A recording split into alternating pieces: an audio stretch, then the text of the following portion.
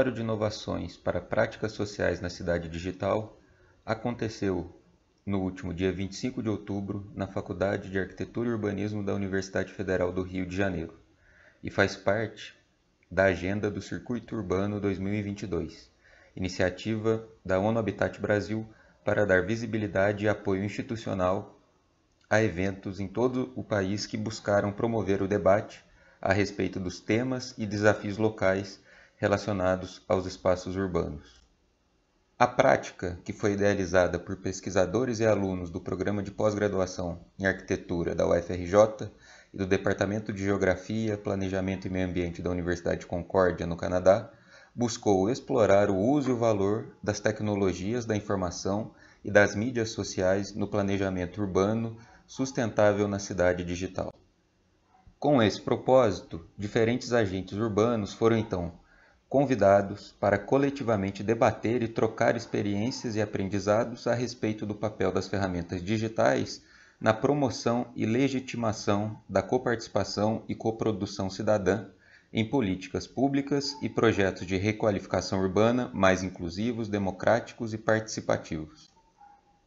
O Laboratório de Inovações se relaciona aos Objetivos de Desenvolvimento Sustentável e à Agenda Urbana 2030, uma vez que promove a discussão de como as inovações tecnológicas, aqui representadas pelas ferramentas digitais emergentes e novas mídias, vêm sendo cada vez mais incorporadas às políticas públicas, orientadas ao planejamento urbano no enfrentamento de questões essenciais, como a inclusão socioeconômica, política e digital na cidade do Rio de Janeiro, assim como o direito à cidade, de forma irrestrita e incondicional.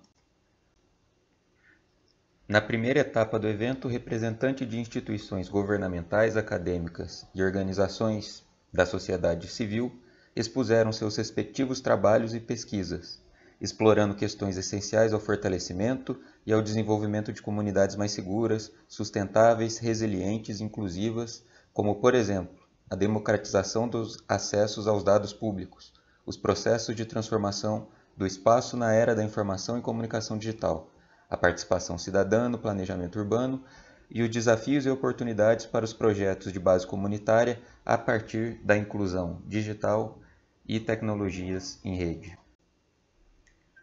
Já na segunda parte do evento, foi realizada uma prática de workshop, onde os participantes puderam transpor a discussão para o plano propositivo, tendo o Morro da Providência, que está localizado na área central da cidade do Rio de Janeiro, como estudo de caso. Nessa atividade, os participantes puderam pensar e propor diferentes estratégias no enfrentamento de questões urbanas, como a mobilidade, o saneamento básico, lazer, racismo ambiental e segurança pública. Os grupos que trabalharam na construção de diretrizes e proposições para o enfrentamento desses desafios locais expuseram possibilidades diversas para pensar a aproximação entre as inovações tecnológicas, políticas públicas, o direito à cidade, a participação popular na tomada de decisões da cidade.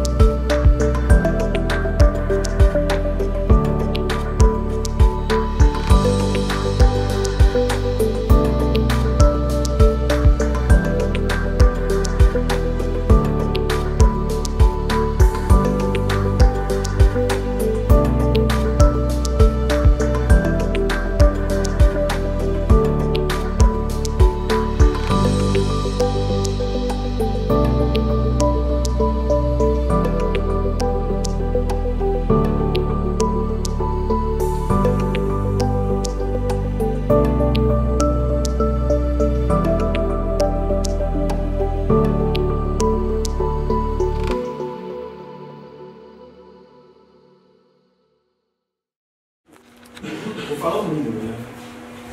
Que é muito grande, são várias histórias, então a Providência é a primeira favela do Rio de Janeiro e Brasil. No Brasil. Ela tem exatamente 120 anos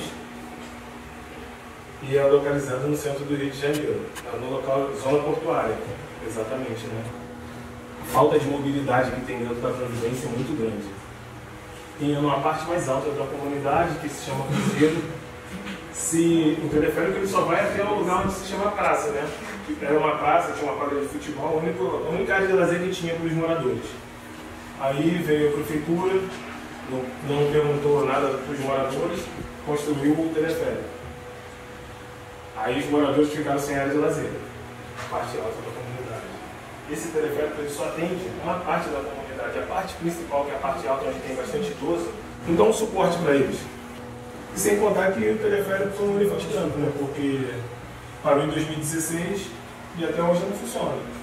O ponto irregular de lixo, né? Esse é um dos pontos negativos, porque nessa parte alta da Providência, o pessoal joga o lixo lá de cima que cai na antiga São Silvestre, uma empresa de ônibus que faliu. É o único jeito de você se desvencilhar do lixo. Estamos fazendo um programa de melhorias, né, que é da primeira infância. Naquela parte onde tem o lixo, nós vamos fazer botar uns brinquedos, fazer as pinturas, para ver se modifica um pouco isso, né? Ver se muda um pouco o pensamento das pessoas e ficar jogando lixo naquele local. É uma questão muito mais complexa, na verdade. A gente não vai conseguir resolver a questão do lixo que a gente precisa. Vamos amenizar. Mas a gente está transformando o espaço para que ele seja um espaço mais seguro e envolvente para as crianças. O Favela 3D é um projeto de 3D, de uma favela digna, desenvolvida e digital. Surgiu entre a Gerando Falcões, do Palme de São Paulo, e o Entre Céu e a Favela. Fizeram uma fusão, mas surgiu o Favela 3D, que é um projeto de reurbanização e revitalização interna, dentro do Morro da Providência e não ao redor. Melhorias nos acessos, saneamento básico, que é muito precário dentro da comunidade, principalmente numa localidade chamada Pedra Lisa. A gente tem 4 grupos, a gente tem 4 tempos. Então, eu queria que vocês pudessem se organizar, tendo em mente essa ideia, que vocês aqui hoje estão como agentes urbanos, né? E conformadores e planejadores desse espaço urbano. Trazendo aí a experiência que o Bruno trouxe para a gente dentro da Providência e dessas temáticas, como é que a gente pode pensar a cidade, a gente pode construir essa cidade junto, tentando solucionar esses desafios locais, né? Que são os desafios locais que a gente falou pela manhã, mas baseado na questão dos ODS e baseado também dentro de tudo que a gente falou hoje, de que maneira a gente possa pensar nas diretrizes, né? Então, por exemplo, até na questão das ferramentas digitais, né? Se a gente for pensar mobilidade na Providência, que ferramentas digitais a gente usa hoje para até tentar entender o que é a Providência? A gente consegue usar o Instagram, a gente vai usar o TikTok, a gente consegue entender informação disso. Tem outro tipo de ferramenta digital que vocês possam usar dentro dessa 1 hora para se coletar informações sobre mobilidade, segurança pública, saneamento, lazer. E essas ferramentas podem ser usadas, na verdade, para chegar nessa diretriz. A questão do racismo ambiental é intrínseco a essa falta de segurança pública em determinados espaços. Realmente isso que a gente pensou foi algumas medidas, né, para promover a questão da vitalidade urbana. Então tudo isso que a gente pensou foi nesse sentido, de que forma a gente conseguiria pensar em estratégias de promoção da vitalidade urbana e de apropriação dos espaços, porque justamente quando a gente vê um espaço que é pouco apropriado, pouco utilizado e tem, enfim, uma pouca aderência daquela população, é que são justamente esses locais que têm uma tendência maior a ter índices de criminalidade. Para poder minimizar esse volume de lixo, a gente está pensando em 2 ações em separado que vão ocorrer, que é o incentivo à reciclagem e também a geração de renda através da reciclagem, por um lado, os centros de reciclagem ao longo do território, e por outro lado, seria necessário criar oficinas de compostagem. Essas oficinas de compostagem iriam fomentar a criação de hortas coletivas na região. Essas hortas seriam articuladas com o projeto Horta Inteligente, que já está presente no território. Então, identificando o perfil dessa população de cada área, a gente consegue determinar quais atividades podem ser destinadas a cada espaço, e buscando esses espaços que sejam ressignificados para atender essas necessidades.